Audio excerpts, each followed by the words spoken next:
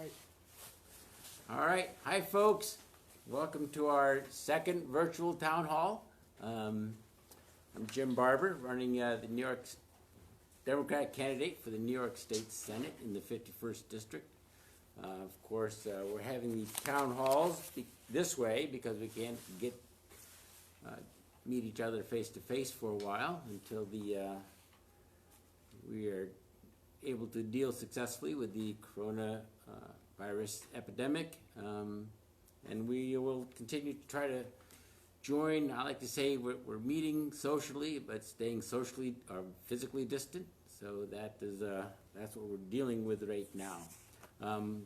This week we're coming to you from the Green Wolf Brew Pub in Middleburg, owned by Justin Behan, and I have some nice brown ale here. So, and they are of course not operating right now, so we have a space we can operate from. And it also kind of points out a problem common to rural areas is that we don't have a cable to our house. We just operate off the cell tower, so we don't have the bandwidth necessary at our house to do a Facebook live feed. So we're going to just keep finding spaces as we can over the next couple of weeks to hold our virtual town halls and do it that way. If any of you want to send in questions, you can send them in on Facebook, Jim Barber for Senate, or you can email them at info@jimbarberforsenate.org.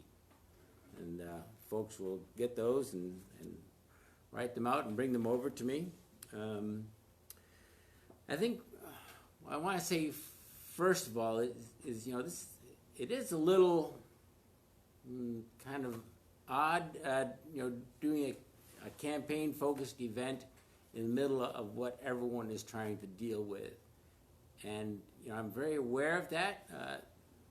These events are really a way to try to help us stay connected, so that we are still listening to you, and that's what you need your state leadership to do, to listen to your concerns, what your issues are. But also, we're sensitive to the, folks have a lot of things on their mind, other than campaigns going on right now.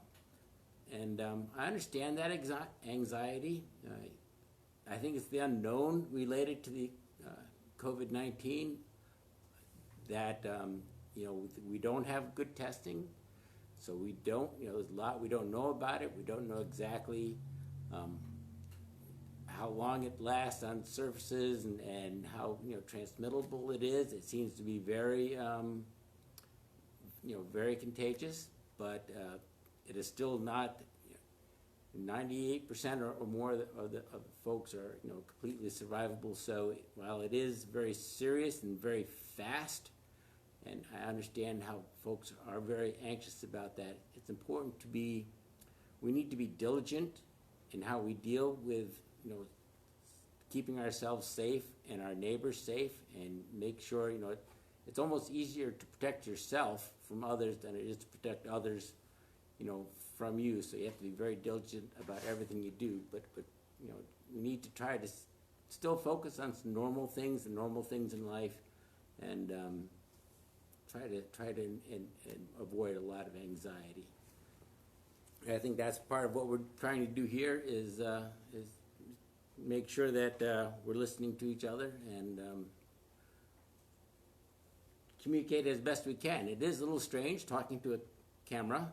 I don't have any real physical or human feedback through this medium, so I'll do the best I can. But we ran into this last week. One thing we did learn, we oriented the camera the other way, so hopefully this will look a little better on Facebook. We're all trying to figure out how we proceed as with each one. We get a little better each time. Also, speaking of normalcy, I wanted to let folks know that every Sunday morning I'm hosting a virtual pancake breakfast in which we highlight or spotlight a volunteer fire department or EMT somewhere around the district, which, by the way, is a huge district. I don't know if you can see all of this. We have all of 3 counties, Cortland, Otsego, and Schoharie, and then parts of 6 others. So it goes from almost the Hudson River to Ithaca and Auburn. So it's a huge district, and I really miss being able to get around to see folks, which is what I would normally do at like Firehouse, pancake breakfasts and dinners. But more importantly, they use those events to raise money for their organization so they can keep functioning. So on Sunday mornings, I spotlight a specific volunteer organization. I cook a little breakfast at home, post some pictures of it, short video. It'd be nice if some other folks around the district could join in, and we have the address or contact information for that fire department there, so people can send a donation there. And it doesn't have to be much. I know for a lot of folks, these are very challenging times, but it's good to remember that they are still working 24/7 to keep our community safe. So it's a nice way to remember them and let them know that they have our gratitude and our support. So again, if you have questions you want to send in, you can send those in on Facebook, Jim Barber for Senate, or you can email them at info@jimbarberforsenate.org. So we do have a couple questions that came in during between the last one and last week's town hall and this one. So the first one is from Dennis O. from Frankfurt. He said, if elected, what types of issues would we send to you versus Anthony Brindisi? You both represent us, but not really clear on who handles what. And I understand that completely because I worked for the federal government for 8 years with the Farm Service Agency.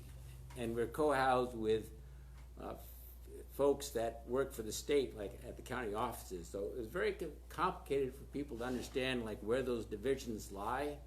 A good example is the Environmental Protection Agency, the EPA, is a federal agency, and they work with the the NRCS, whereas the state level is the Department of Environmental Conservation, DEC.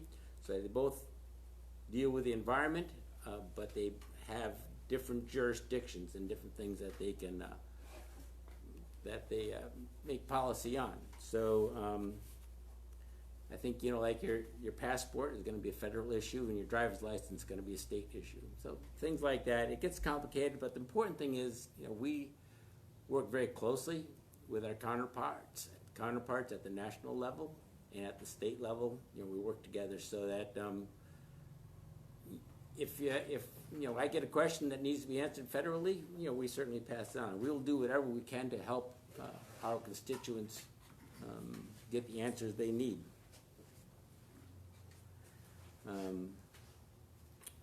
So then George M. from Cortland. Do you support Medicaid for all? So George, thank you for that question. And that kind of illustrates part of the first question, is that Medicaid is really a federal program. So, that would be a federal initiative. But I think this is one of those things that the COVID pandemic has really brought to light, is that how the real gaps in our healthcare system in this country. So now we have an instance where people's healthcare, for many people, is tied to their job. And now when you lose your job, there's 3 million people applied for unemployment last week or last month.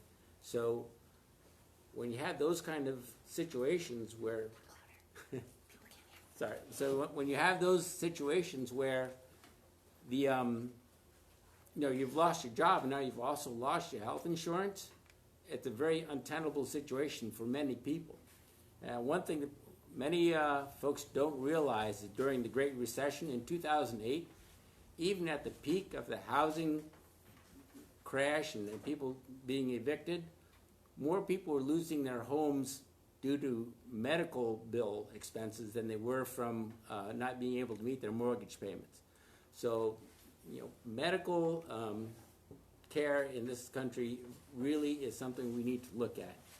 And we need a supportive system in New York that can meet everyone's health care needs, to make sure that everyone who needs access to health care can get it. And the state needs to support rural health care facilities and our school-based health care programs and community health care centers. The rural areas are very stressed. The reimbursement rates are a challenge for them to make ends meet, and it is a issue that is a real concern to me. One of my top priorities really is to address how health care is handled in the state, to make sure the rural areas have the facilities that they need to serve people. I have 2 counties in my state where there's not even a maternity ward. If you're going to deliver there, you have to deliver in the emergency room, which of course doesn't make sense. So when you have a system that is not providing you the primary care you need, and it all becomes emergency care, it's a very, very expensive, inefficient system. So we need to address how we handle health care in New York State.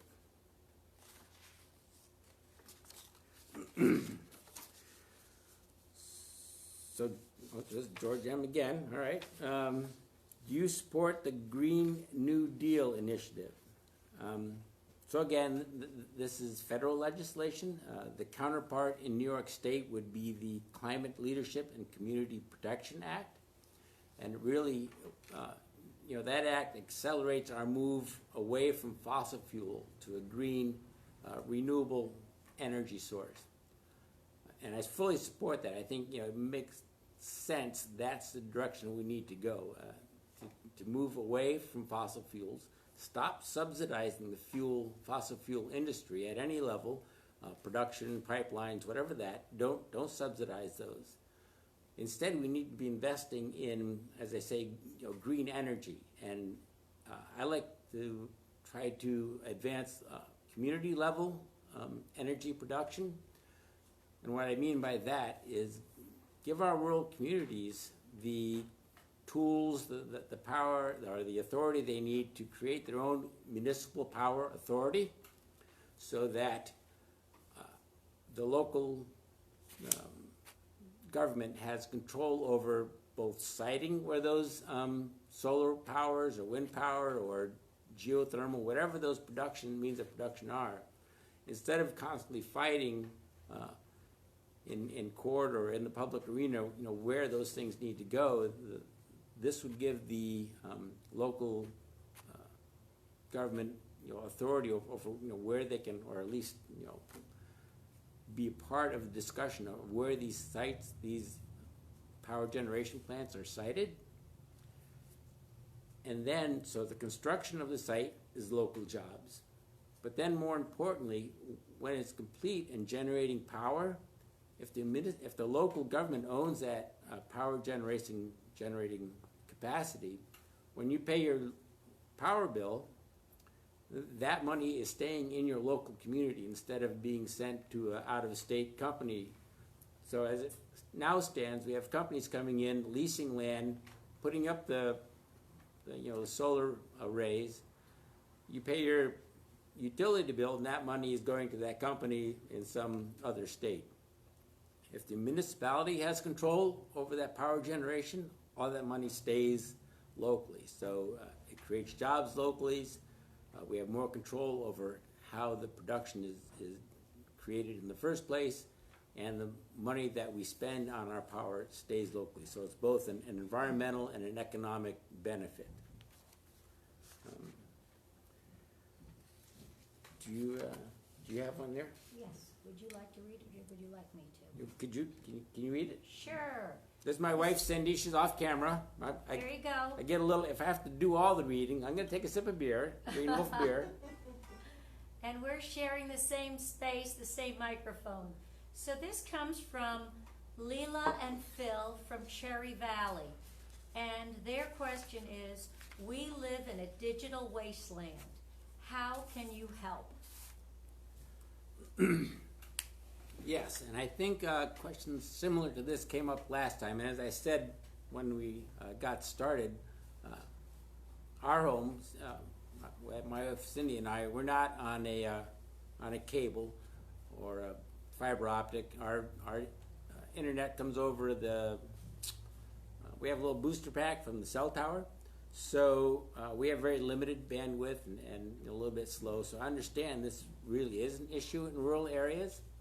And again, that shortcoming is really amplified by the COVID-19 epidemic, or more specifically, the measures we're needing to take to slow the spread.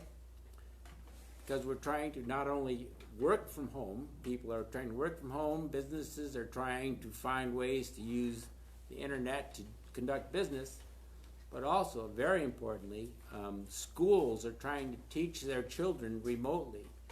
So if a child does not have access to adequate broadband or internet service, they are at a real disadvantage from their friends are doing, and especially in urban areas where that's not such a problem. So the state has taken some initiatives to help local companies like the Middleburg Telephone Company and Delhi Net, lay out cable to reach those pockets that are isolated, and if even that is too expensive, then to look at other technologies such as cell towers or satellite service. So there was money made available to help them do that, but then the state also turned around and is imposing a tax on the cable they lay in the DOT right-of-way, and it's the only service, only utility that is taxed in the DOT right-of-way. So on one hand, they're providing this incentive and support to lay more cable, and then they turn around and make it difficult to do that economically for these small companies. And the large companies were allowed to come in and almost kind of cherry pick their customers so that they have they actually have a more competitive rate because they're reaching the areas where it's much easier to access those people. So the more rural you are, the more difficult it is to reach those folks, the more expensive, and that's where the state needs to step in and help provide, really subsidize, that internet service to those very rural areas. And it's really no different from rural electrification. That was a game changer in this country, and it took a while to get out to reach every area, but it certainly did, and we're going to get there as quickly as we can. Do you have another one? You ready for another question? Sure, yep. Great. This comes from Susan J., and she hails from my home county of Ulster. Go Ulster. And her question is, if elected, what are the top 3 things you hope to accomplish for District 51? Right. So I think healthcare is clearly an important issue. I talked about that earlier. We really need to fix that. I think the environmental issues and the reality of how much we can accomplish moving to renewable fuels within the local economy, to support the local economies, support jobs, and also things we can do to bring farmers into that loop as far as carbon sequestration and the other benefits that they provide for watersheds. We need to find a system that really rewards, compensates farmers for doing that good work that they are doing and can continue to do in those environmental issues. The third one is property taxes, or just actually the entire tax system statewide. We need a system that really is based on what people can afford to pay. Right now, earned income, what you earn through your paycheck, or what a small business earns through their cash register, every dollar of that is taxed. But if you can receive a lot of unearned income through investments, stock buyback, carried interest loophole, there's so many mechanisms by which financial institutions and very wealthy people can shield a lot of their income from taxes, so they are paying a much lower effective rate, even though it may be more in real dollars. They clearly have the wealth where they can afford to pay more in taxes. And Warren Buffett has consistently said it's absurd that he pays a lower tax rate than his office staff. So because they're earning their paycheck through, they're earning their income through a paycheck, that all gets taxed at a certain rate. But because he has so many ways of protecting his income, he's actually paying a lower effective rate. We need to deal with that. We need a tax system in the state that is equitable and fair and taxes everyone at what they can afford. Which brings me to property taxes, and especially in the very rural counties in New York. They're extremely high in New York State, perhaps the second or third highest, or first or second highest in the country. And a lot of that is due to the Medicare expenses are paid at the county level. So that is and I think we're the only state that does that. So that is a cost normally carried by the state and distributed among everyone through an income tax or as I say, an income tax based more on what you can afford to pay. So when that burden is carried on the property tax, you get a situation like this with the, as I say, the outbreak of COVID-19 and the steps we're taking to try to deal with that disease. Businesses are shut down. Many people are out of work, so their income has fallen off. People out of work, they don't have income. Businesses are losing their business. They don't have the income they used to have. But a property tax is not going to go down. It's not based on what they can afford. It's just based on that piece of property. So now you have people, their income is gone. They're still faced with the same tax bill they would have had when they're fully employed or fully, when their business was going well. So you can see clearly it's an inherently unfair tax. Not that it shouldn't be any property tax, but let's actually tie it to someone's income. It should be a property tax cap where it's a percentage of what someone actually earns, instead of just a set amount, no relationship to what kind of year you had or what's going on in your life. So we need a much better tax system. Okay, well, I'm pretty excited because we got our second question coming from Ulster County, the most southern part of your whole district, the 51st district. And this may have been touched on before, but maybe you should go back to it. Kathy asks, can we get the tax on cable in the New York State DOT right-of-way removed, especially in rural areas? How would you advocate for that? I would advocate very strongly for that. Yeah, as I just said, it's a very unfair and unreasonable tax. No other utility is taxed in the DOT right away, and it's hindering something that we desperately need to put in place in rural areas. So, yeah, we would definitely work to address that. I realize I have one question here that I skipped over from or missed from one that was sent in earlier from Dennis O. in Frankfurt. He says, I have relatives who are dairy farmers.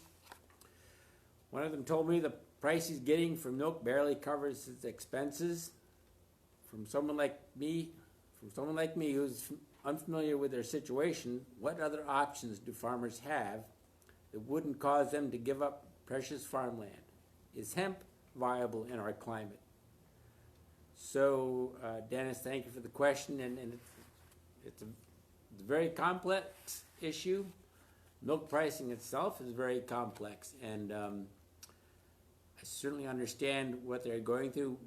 We had a dairy farm.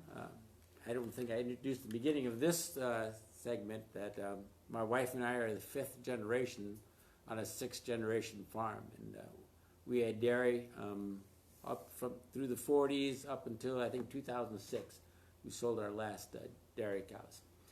So we certainly understand the struggles of dairy, and one reason we decided to get out is because we could see even then there were great fluctuations in the dairy price, and they have only gotten more exaggerated over time.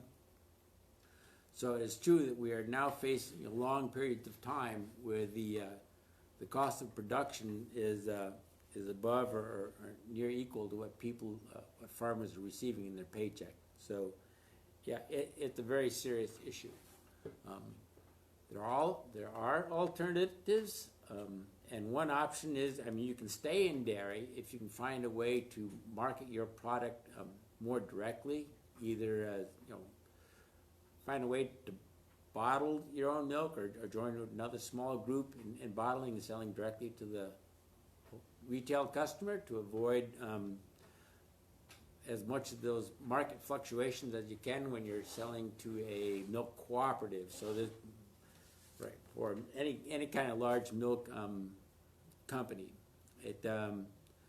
because those prices are really based, oddly enough, on how far you are from Chicago.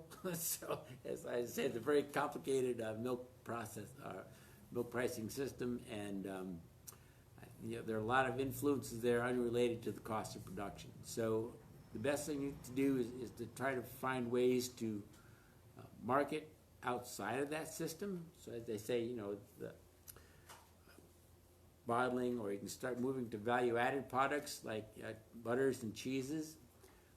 But all those things require both an infrastructure in that mid-scale for mid-level processing, because we're not the huge plants that that turning milk into cheese and ice cream for from hundreds of farms. You're talking about one or just a couple of farms getting together and trying to do it themselves. So it's a much smaller scale, very expensive to get set up. Plus, they need help in the distribution and marketing channels. So I would like to find ways to invest in both that mid-scale processing, making into a retail milk product, or a shelf-stable cheese or ice cream or butter. Help folks do that, and then how do we resolve issues in the distribution channel so that we're working a system that really favors a very concentrated production system, so that buyers can buy it from like a single marketing channel, but we're trying to break it up into smaller pieces so that people can have more of a choice as to where their food is coming from. So we need to find ways to do that. Now, we can move successfully away from dairy into other crops. You mentioned hemp. It's certainly a crop. I think there are different types of hemp, but there's the hemp that's being converted into CBD oil, and there are marketing challenges there. Certainly not a silver bullet for farms. There may be a future in what's called fiber hemp, because there's a myriad of things that can be made from those hemp plants for fiber. So the climate is good here for that, but it still comes down to marketing. You can produce something, but you need to find a market for it. There are other options, small grains. As I say, there's real desire in this state for locally made products, and bread and other products made from local grains is one of those where there is still not enough supply to meet the demand. So it's not just one crop like hemp or hops or marijuana, or any individual crop is not going to resolve the issues in this state. It's a combination of crops, people producing what they're comfortable with, what they're good at, and also trying to help create a structure both to help them process it and to help distribute it. and I hope I'm not getting too wordy. I get I get kind of like involved. I started thinking of all the different things involved in some of these issues, and it does become kind of complicated. So I hope I'm not losing folks and not speaking too monotone. Am I okay? So, You're okay. Gotta speak louder. louder. Sorry. You ready for one? Yes. Okay, well, Kathy from Ulster has been paying attention during this broadcast and looking at the map behind you.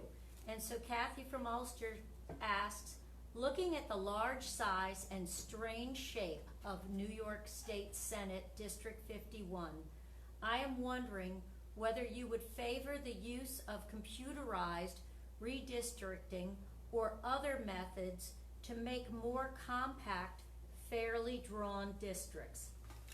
Thank you, Kathy. Yes, absolutely. I think that, this is crazy. Anything we can do to take the politics out of creating how we are represented would be a huge step. I think a lot of the issues we're seeing now in the country with being very polarized on many issues is precisely because of this type of gerrymandering, where a representative is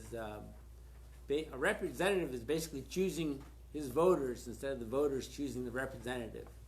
If you have a district where you really only need to be concerned about one point of view, and that becomes more and more entrenched, and on both sides, Democrat and Republican, if you're only representing one point of view, it really leads to more polarization. So we should think about the constituents when we do something like this. I have contact parts of 9 counties, so that's 9 separate county legislatures, municipalities, governments, and some of them, like Tompkins County, they have 3 state senators. So it's a crazy system for the local governments, the local entities to try to deal with. It makes it difficult for a representative to have to work with 9 different entities instead of, let's just square it up however it falls, so that you includes as many whole county lines as you possibly can, and then just make it work however it should work out based on the population and the voters. Okay. Would you like another one, or do you have one? Go ahead. You have. Okay, this came to us last week that we didn't get to. Okay. And I do not have the constituent's name on this, but I have the question. And the question is, diesel cars get much better mileage than gas cars. Is it worthwhile to imagine an incentive program for diesel cars, or maybe just some relief from the extra taxes added to the fuel costs of diesel? All right, so that is a very good question, and actually probably will go in a little different direction than that. So yes, diesel cars are more efficient, but again, we're trying to move away from fossil fuels. The advantage to a diesel car is that you can make biodiesels from plants. We can grow diesel fuel very, very effectively. So I like the concept of finding ways to incentivize that. I mean, it's very difficult now because the price of gasoline is now $5 a barrel or some crazy thing like that. But if we can find ways, and we need to move away from fossil fuel, not just for the expense, but clearly for the environmental issues that it has created. And we know that we will eventually run out because they are fossil fuels. So let's prepare for that now. So I like the idea of diesel, and in fact that we can grow it. I have one more here. George from Cortland. Okay, so his words, will you stand up to the disgrace in the White House? So George, yeah, so I'm not a fan of President Trump either. But my job really, if elected here, is to represent the people of the 51st District and all the people of the 51st District and all of our needs and what we need to accomplish here. And I'm going to work as hard as I can to accomplish that, and I would stand up to anyone that is going to, be in the way of being to accomplish what we need to accomplish here in this district. We need full funding for our schools. We need broadband access. We need solid healthcare systems.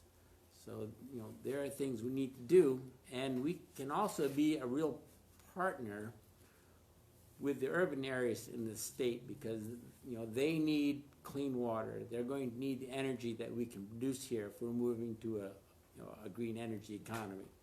So there's a real partnership that we can establish in the state between upstate and downstate and rural areas and the governor's house and or the governor's office and the assembly. So, I look for ways to build partnerships, find areas where we agree and can find common ground, and work toward mutual benefit and not trying to split people apart. There's a lot we can work on together, we can accomplish together, and really try to build community. Kind of brings us back to where we started. We're trying to connect socially here over a very impersonal medium of a phone on a tripod with a bunch of people somewhere else looking at what I'm doing. So I think that's about it. Very excellent, good, because I'm getting a little hoarse. Do we have one more or no? We just need to remind people to volunteer and go to your website. Right, okay. So I think that's it for the questions. So again, I remind you to, we will have another, you should go to the website, jimbarberforsenate.org, and that will tell you, when we're having virtual town halls. Should be information there on a virtual pancake breakfast. And just as importantly, if you want to get involved in the campaign, you can volunteer there. And, if you are able to still make donations to the campaign, I know it's very rough times for a lot of folks, but some folks are still working just in different places than they were before. So if you can help support us, we're still going to need that because, these type of outreach mechanisms that we're going to need to use from now on for the foreseeable duration of the campaign, they're going to strain our resources. But I look forward to hearing from all of you. You can send in questions or contact me at any time. There's an email address on the website, and it's info@JimBarberForSenate.